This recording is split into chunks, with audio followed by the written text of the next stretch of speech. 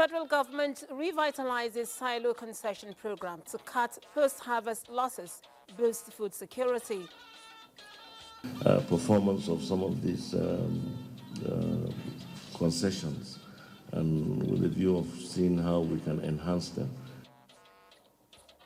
No leadership vacuum in River State as Governor Fubara resumes after 6 months state of emergency. We will, by the grace of God, continue to do those things that has made you people love us. And Ebola virus scare a hoax. NCDC allays fears of Nigerians following deaths of suspected case, urges public vigilance. We have no cases of Ebola in the country. Good evening, I'm Lami Ali, live from Abuja. This is NTA Network News. Your first stop for the biggest stories across Nigeria and beyond. Tonight, we will take you to Lagos, where Hingino John Adams is standing by with the latest from the nation's commercial center. On the business desk, Benny Adams tracks the latest moves in the markets and what they mean for you. So, Benny, give us a tip of what you have. Well, it is about more knowledge and more money for investors in Nigeria's capital market, as Nasarawa State University becomes the very first institution in Africa to inject the capital market with knowledge to grow the economy. That's good news. And in sports, Badi Adele brings us the highlights and big wins making headlines. Badi. Well, Nigeria's Ezekiel Nathaniel earlier today missed out, on a medal at the World Athletics Championships in the 400 meters hurdles, but he won the heart of Nigerians. We'll talk about that when we get to sports. So check us out on our website, nta.ng/live for live streaming. NTA is also on X as NTA News Now, and you can follow us across other social media platforms. Our handles are displayed on the screen. Stay with us for the news. President Bola Tinubu is once more assuring the family of late Muhammadu Buhari and Nigerians that the spirits of honesty and integrity of the former president will be sustained without stains. The president visited the widow of the former president, Aisha Buhari, in Kaduna. State House correspondent Musbah Donwahab reports that the president also attended a wedding ceremony of a son of former Zamfara State Governor Abdul Aziz Yari. Arrival of President Bola Tinubu in Kaduna for a dual mission.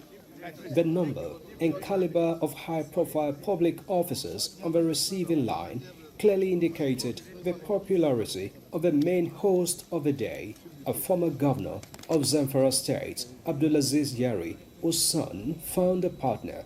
National salute! Present!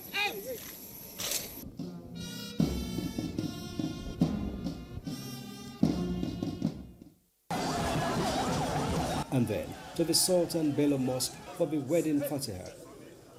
Serving and former governors from across the country, members of the National Assembly, ministers, Islamic scholars, among others, were there to honor the groom's father, a senator currently representing Zamfara West. But on this occasion, President Tinubu represented the Yari's family in the solemnization of Nasiruddin Yari and Sefiya Shehu Idris. Earlier, in the Jummah sermon, Chief Imam Mohammed Suleiman admonished Nigerians to support the government to succeed in the fight against insecurity in parts of the country.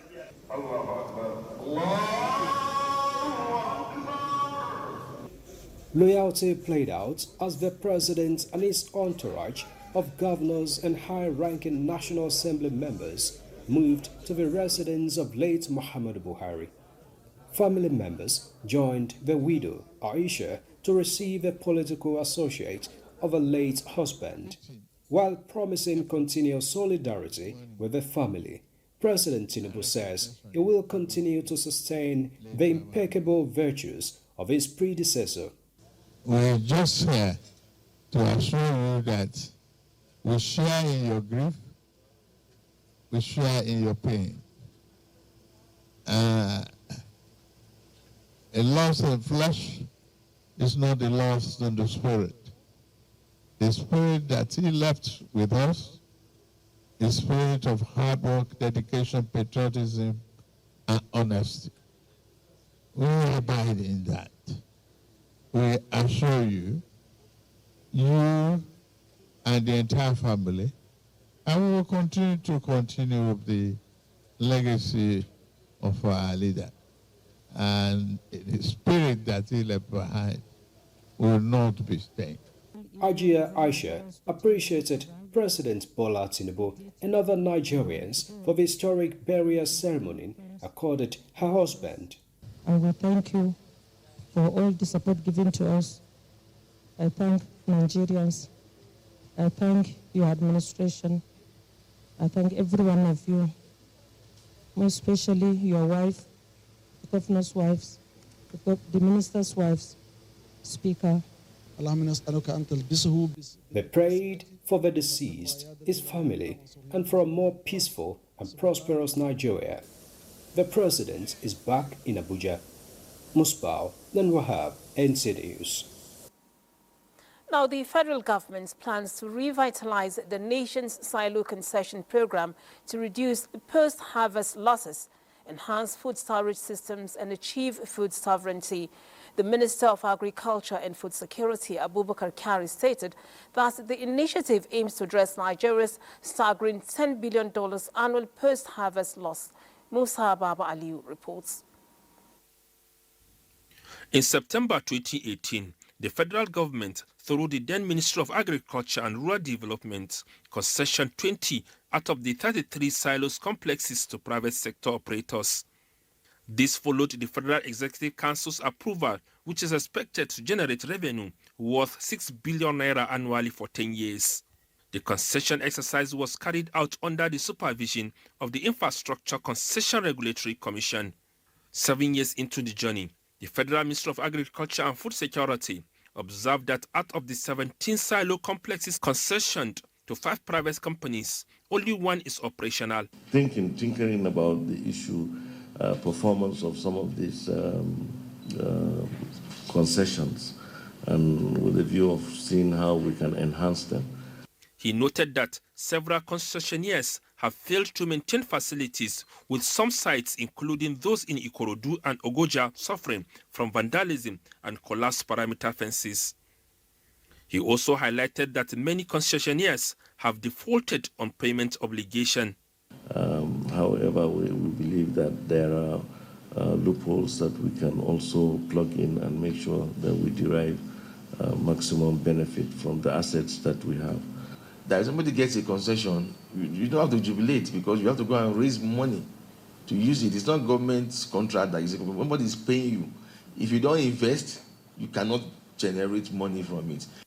To address these challenges, Kyari said the ministry will collaborate with the ICRC to strengthen oversight, enforce compliance, and ensure only competent operators manage silo facilities. Musa Baba Aliyu, NTA News. The federal government has taken steps to ensure seamless implementation of the National Energy Master Plan for improved electricity supply and energy security with the inauguration of a committee to drive the reform. Director General of the Energy Commission of Nigeria, Dr. Mustafa Abdullahi, emphasizes that the National Energy Master Plan serves as a comprehensive blueprint to ensure energy security, expand access to reliable electricity, promote renewable energy, and reduce Nigeria's carbon footprint in line with global climate goals. Minister of Science, Technology and Innovation, Uche Naji, reaffirms federal government's commitment to modernizing the energy sector, strengthening public-private partnerships, and promoting indigenous innovation in energy technologies. The National Energy Master Plan Implementation Committee is expected to ensure Nigeria's energy infrastructure keeps pace with industrial growth, population expansion, and environmental sustainability imperatives. Now, Nigeria's Minister of Marine and Blue Economy, Adegboyega Oyetola, has invited international investors to tap into the country's vast marine and blue economy opportunities, highlighting its potential as a gateway to Africa's economic transformation. Speaking at the London International Shipping Week 2025, Oyetola emphasized Nigeria's commitment to regulatory reforms, port modernization, maritime security, and sustainable shipping practices, making it an attractive investment destination. He cited the success of the Deep Blue project, which eliminated piracy in Nigerian waters, and stressed the need for regulatory harmonization across Africa's maritime sector to boost trade and economic growth. The Minister of Interior says the days of long waits and passport backlogs are numbered. He gave the assurance while inspecting the Data Personalization Center at the Nigeria Immigration Service headquarters in Abuja. Victor Azu reports. At the core of passport production is the Data Personalization Center, where biometric data is processed and security features are stamped in.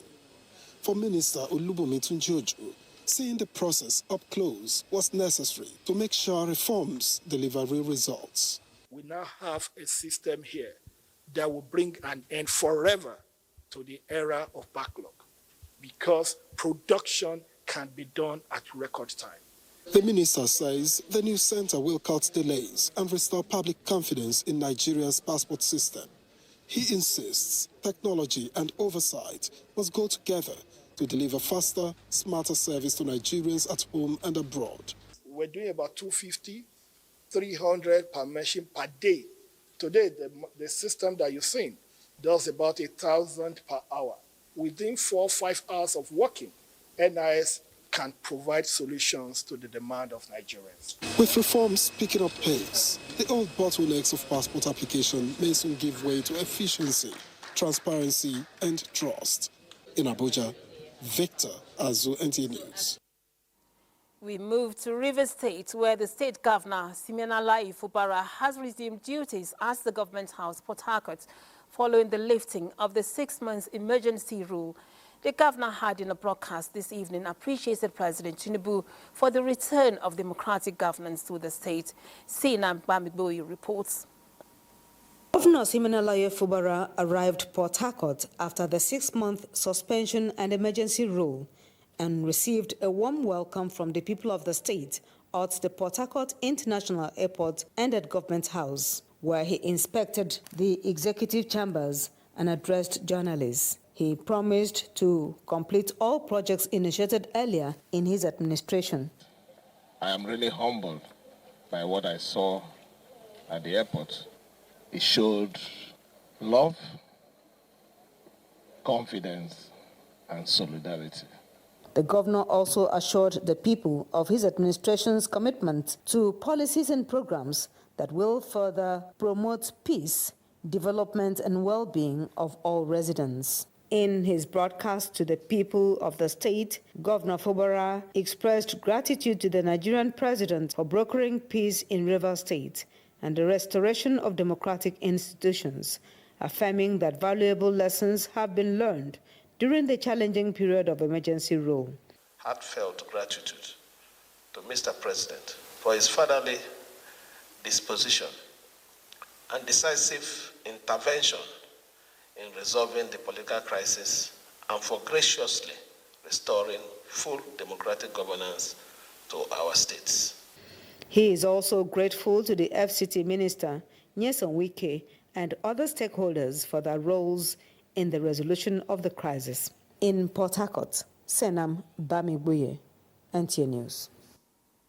Time for a quick break. More reports in a moment.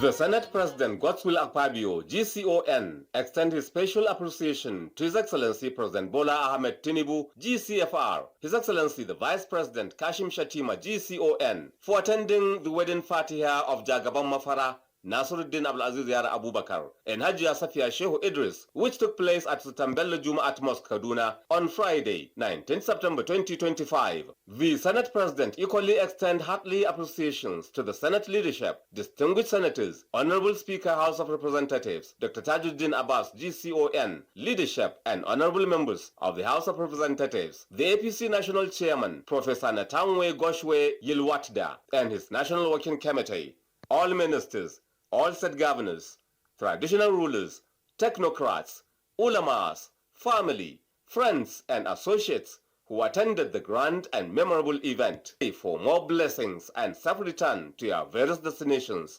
Announcer, Honorable Abdul Malik Zubairu Zannam Bungudu, member representing Maru Bungudu Federal Constituency, Zamfara State.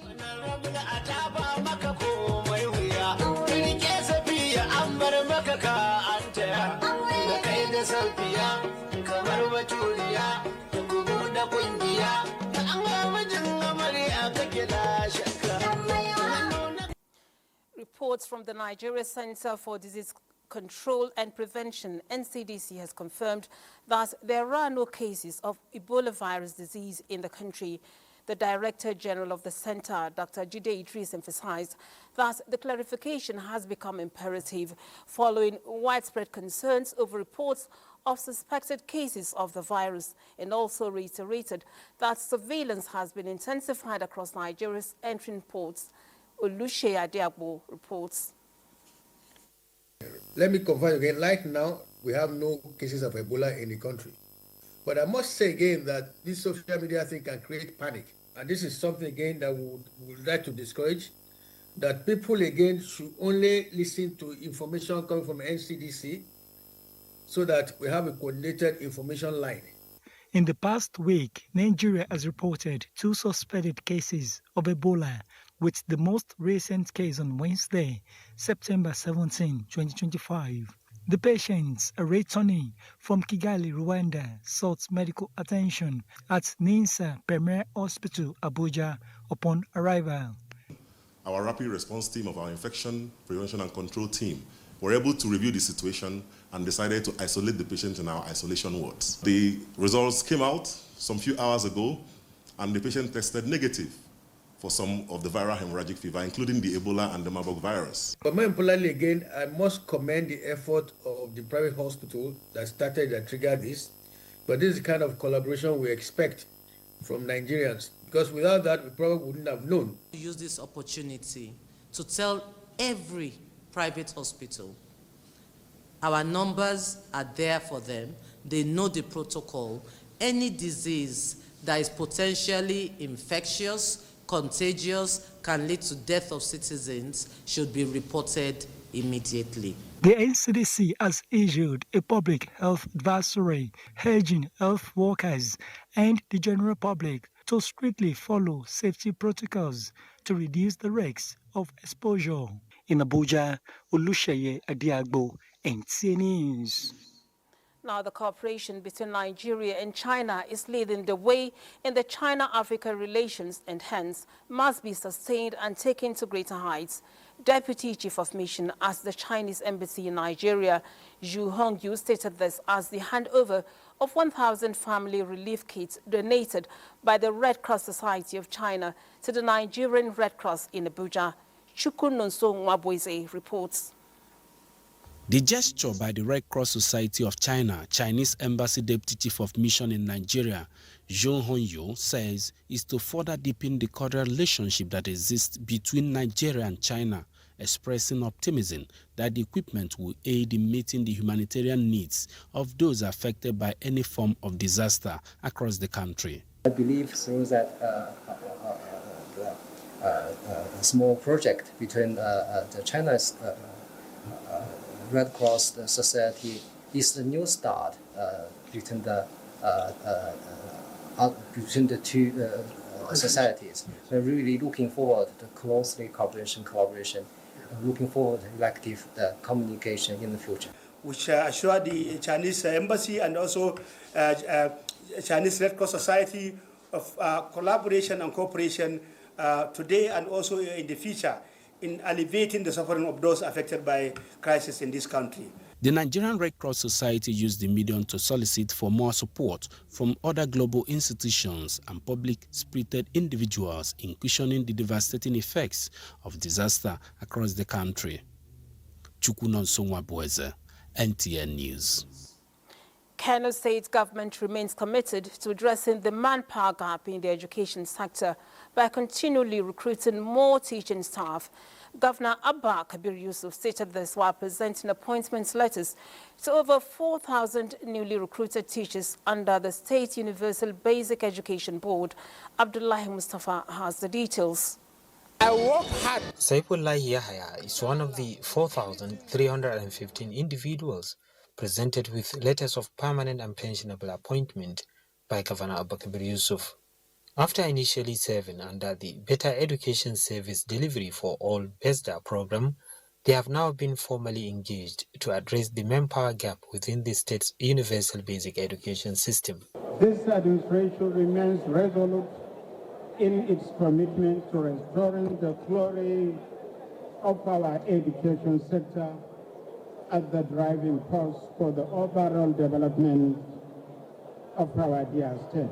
It was a moment of celebration of educational milestones, with stakeholders congratulating Governor Yusuf on this achievement, as well as the state's excellent performance in the recent NECO examinations. Aisha, an SS1 student with outstanding academic performance at the Government Girls Science and Technical College, Kano.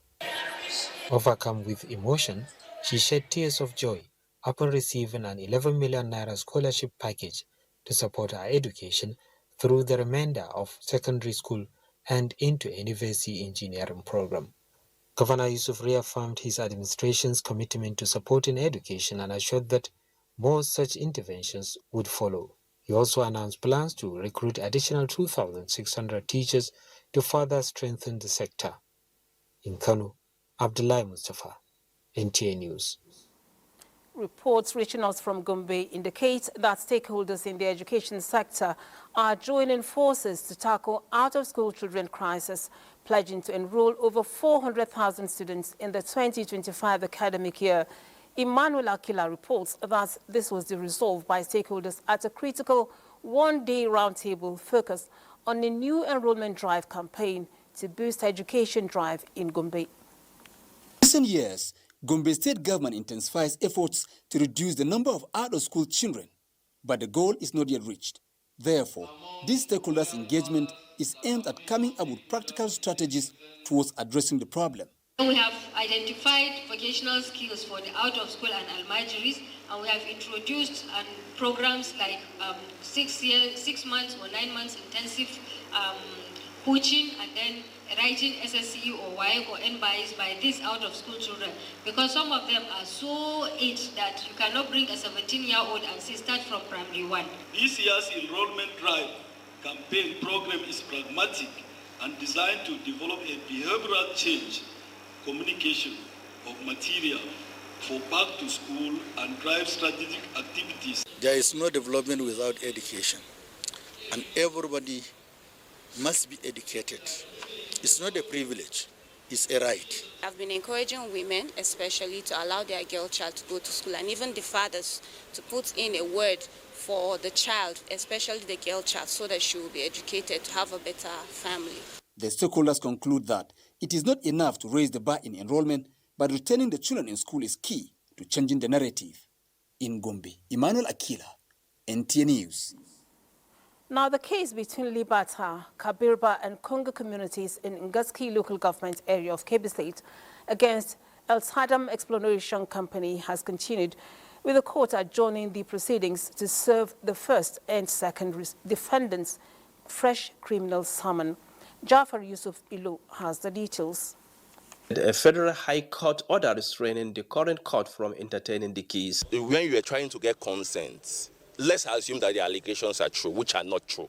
When they were trying to get consent, they said they could try to compromise the children of the landowners. They gave them money. Now, those are actions in pursuance of obtaining a mining license. On the other hand, counsel to the complainant Yahaya Bashar Aminu urged that the Kebbi State Criminal Law Act grants the court jurisdiction to entertain the case. He insisted that the defendants Abdulhakim Nuhu and El Tahadam Exploration must appear before the court to have their plea taken, which is a necessary step before the case can proceed. The court ordered that the first defendant in particular be served with a fresh criminal summons, and the service has been effected on him.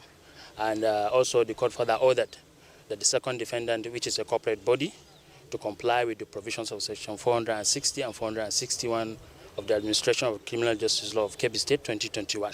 After hearing arguments from both sides, the court decided to adjourn the case to September 23, 2025 for the arraignment of the defendants. The defendants will be served with fresh criminal summons requiring them to appear in court on the scheduled date. The adjournment allows both parties to further prepare their arguments. In Burin Kebbi, Jafari Subilo, NTA. You're watching NTA Network News. We pause again to bring you some messages. Do stay.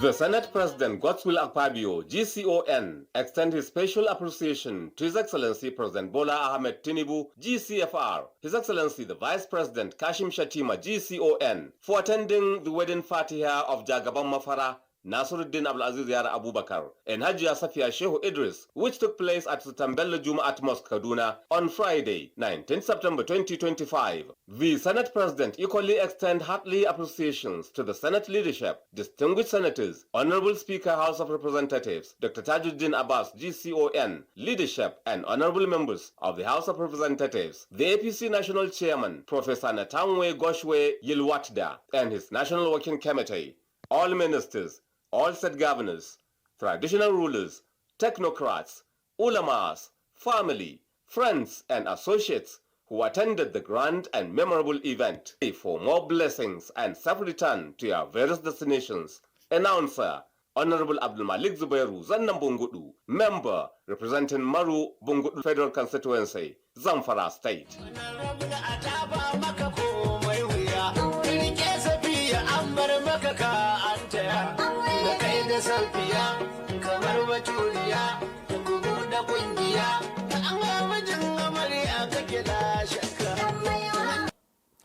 Thank you for staying, and we shall reward you with a big surprise on the news today. Remember the popular one and only Shalimar musical group that grew from the music show Soul Train, Big Hits, to a global sensation. The group has survived from the 1980s to date with some of their greatest hits such as Friends, Night to Remember, and Second Time Around. The Three Musketeers of hip-hop still remain one of the top darlings of music lovers worldwide, having topped musical charts on several occasions. Shalimar's global musical tours had huge following, especially from dance-crazed fans, mostly among young people. And today, a lead member of the group is in Abuja, Nigeria, for engagements that include featuring on several platforms of the NTA. Let me welcome to our studios Shalimar's Jeffrey Glenn Daniel, best known as Jafar. You're welcome to our studios. Hi, thank you very much. It's glad to be here. It's a pleasure to be here. Now, how does it feel being in Nigeria? Tell us about your mission. To be in Nigeria? Well, I mean, you know, me coming back home to the motherland, you know, that's the dream that some of us Black Africans have, because we know that's where our ancestry is from. And so every time we come back here, we feel that sense of belonging and that sense of connectiveness, you know, with the continent and with the people here. So it's an amazing experience for me on many levels for me personally, because now I am here and I have family here as well.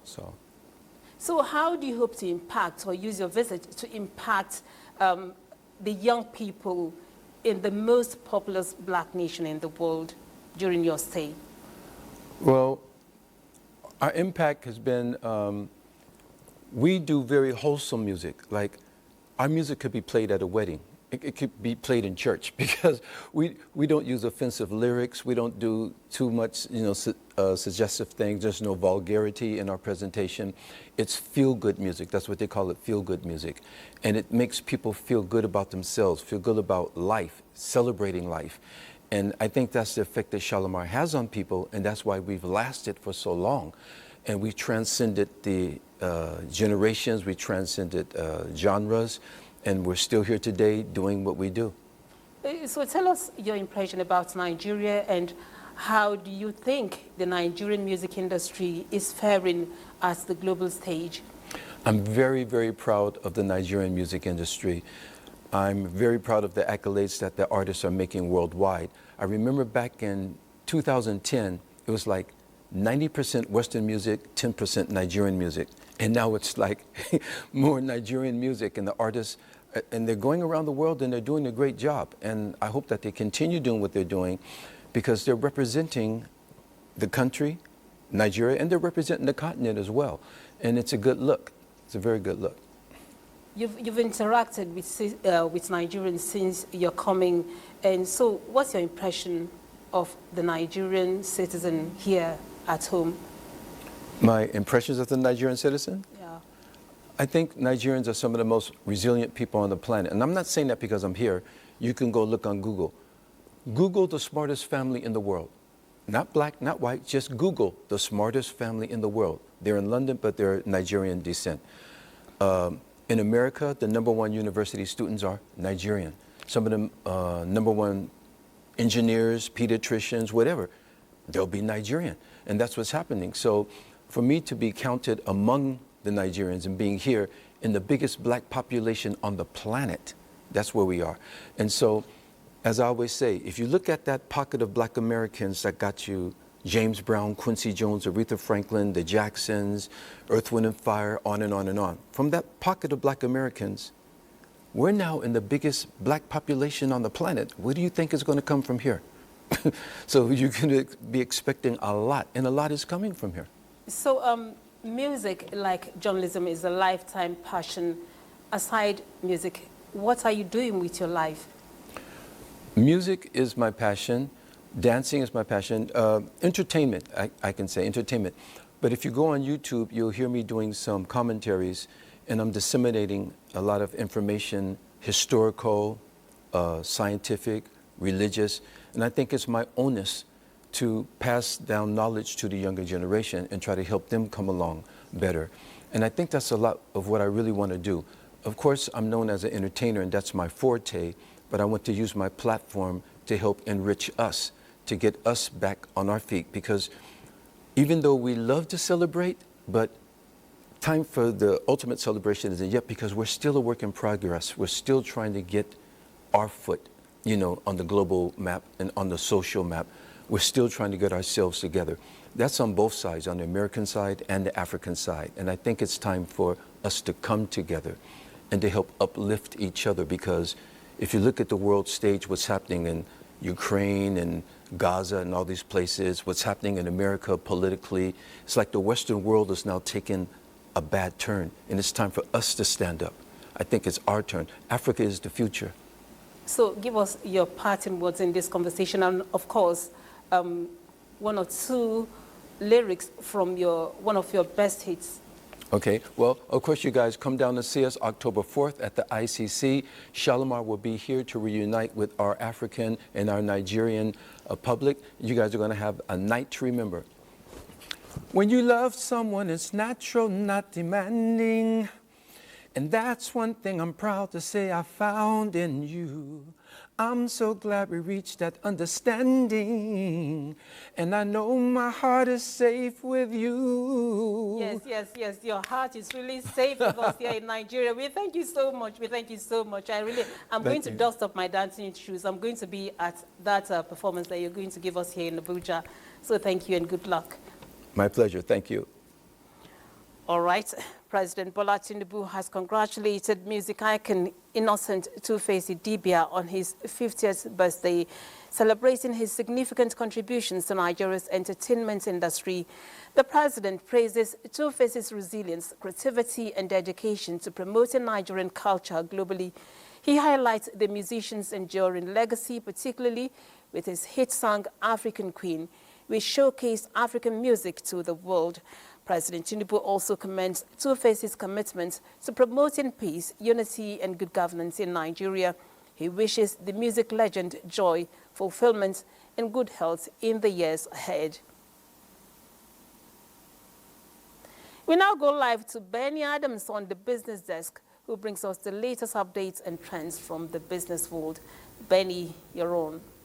Thank you, Lami. And talking business, Nigeria's capital market is about to receive a kind of boost that will catapult the growth of Nigeria's economy. This is as Nasarawa State University, KEFI, has made history with the foundation laying of the first study-based institute of capital markets in Africa, which is vital for productive investment and economic growth. Nguse Piva reports that the institute is aimed at equipping Nigerians with the necessary knowledge on how to manage the country's funds.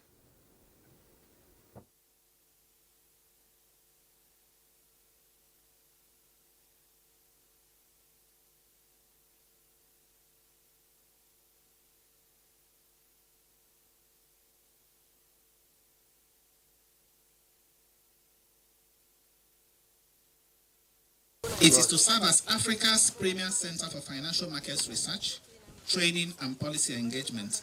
We are not merely laying bricks. We are laying the foundation of knowledge, innovation and national transformation. It is hoped that the policy insight that will emanate from this center will no doubt strengthen regulation, deepen market activities and support sustainable development.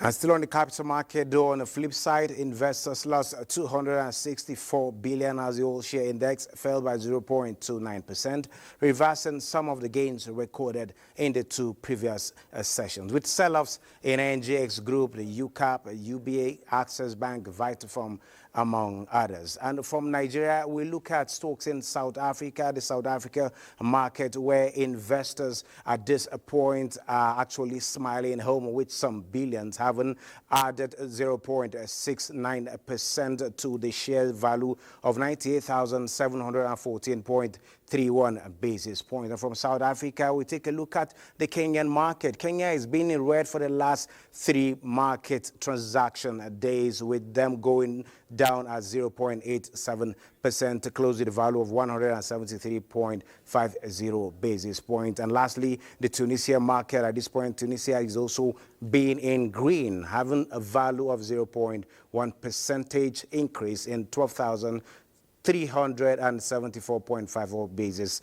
points, having a value increase of 12.20%. That is it on business at this time. Lami, you can take it from here. Thank you, Benny. Now, the Nigerian Television Authority, NTA, has inaugurated its groundbreaking Creative Media Sector Skills Steering Committee, marking a new era in the media industry. This committee aims to identify specific areas where skills shortages are most acute and tap into expertise in the dynamic realm of creative media development and workforce training. Garba Natala tells us more. Director General, I want to remind you of the importance of this exercise, to really put in our efforts, to be dedicated. Filled with a sense of purpose, the committee, comprising of seasoned media professionals, academic experts drawn from the National Board for Technical Education, MBTE, members from the Creative Media Sector Skills Council, the film industry, digital content creators, and technical specialists affirmed their resolve to address critical skills gaps in Nigeria's changing creative industry. Each time I listen to our colleagues on television, I feel, very, very unhappy the way things are going. And I've been thinking of how can we begin to train our young generations, to get the rudiments of the profession. Their mandate now is to develop strategic training frameworks, establish skill certification standards, and create pathways for emerging talents to become gainfully employed in the industry. The Renewed Hope initiative comes as Nigeria's creative industry continues to gain international recognition, with Nollywood currently ranking as the world's second largest film industry, and Nigerian music artists achieving widespread global acclaim, having the potential for economic and cultural impact. The Sector Skill Council is designed to bridge the gap between industry and training providers by first identifying occupational standards and competencies required in the creative media sector. You are tasked with overseeing the implementation of training programs that are in line with global best practices and meet the specific needs of our local industry. To translate vision into action, this approach aims to engage international partners for knowledge transfer in areas such as digital storytelling, film production techniques, and multimedia journalism. In Abuja, Garba Muhammad Natala, NTA News. The Lagos State government is in the forefront of promoting professionalism in the public workspace, changing public service one person at a time to drive organizational performance, citizen satisfaction, and overall governance effectiveness in the public service sector. To deliver value to the people, the state government, in partnership with the Chartered Institute of Personnel Management of Nigeria, CIPM, has certified 141 of its personnel as human resource professionals to raise the standard of HR practice in government institutions at its 65th induction ceremony in Lagos. Ime Udori's report is here presented. Aligning public sector employees with government goals through improved and efficient service delivery to promote transparency in personnel practices, support public sector reforms and management is key to enhancing professionalism and growth of the public service. This underscores CIPM's commitment to building resilience and responsiveness in the public service while preparing human resources HRO professionals to address both local challenges and global demands. We will expect them to be better able to manage the people they are in charge of, to mentor other people, give back, to people wherever it is they work. And in doing that, they grow the service. We are committed as an institute to ensuring, through the variety of programs, learning programs that we run, that our members are continuously developing themselves. I have to mention, a lot of these programs are free. There was also a lecture on the future of HR in ensuring an agile and innovative workforce in the public service sector. Adopt digital technologies and digital tools to do government business. A total of 141 inductees were administered oath of allegiance and certified by the Institute to practice as HRO professionals in their respective organizations. It's going to change the way I operate in human resource aspect, the resilience, how I bring change into my ministry in different aspects for productivity. We should also go out there to impact on others. I will achieve that by organizing lectures, training in my organization. Where the HR is being practiced best is public service. We need to let the world know through our dedication and our practice. The ideas and resources from these newly chartered members of the Institute are expected to rewrite the blueprint of public service in Nigeria. Sports news is next after the break. The 2030 Commonwealth Games Bid Evaluation Committee has raised the hope of Nigeria in winning the bidding war for the Centenary Games. It was at the ongoing inspection of facilities and infrastructure as the Moshood Abiola National Stadium in Abuja. Austin Edemodu is monitoring the events for NTA. The last time Nigeria made an attempt to host the Commonwealth Games was in 2007. 18 years later, Nigeria is back again with another bid to host the 2030 edition. These are the critical stakeholders, including the leadership of the National Sports Commission, the 2030 Commonwealth Games Bid Evaluation Committee, and the visiting members of the Commonwealth Inspection Team. You will be convinced that Nigeria is really committed and is able, more than able, and have the capabilities and the possibilities to host what I will term the best games ever in the Commonwealth. And we're really excited to see all the wonderful venues and just to see all the passion and all the people that have pulled together such an exciting proposition for Commonwealth sport and for Nigeria for the future.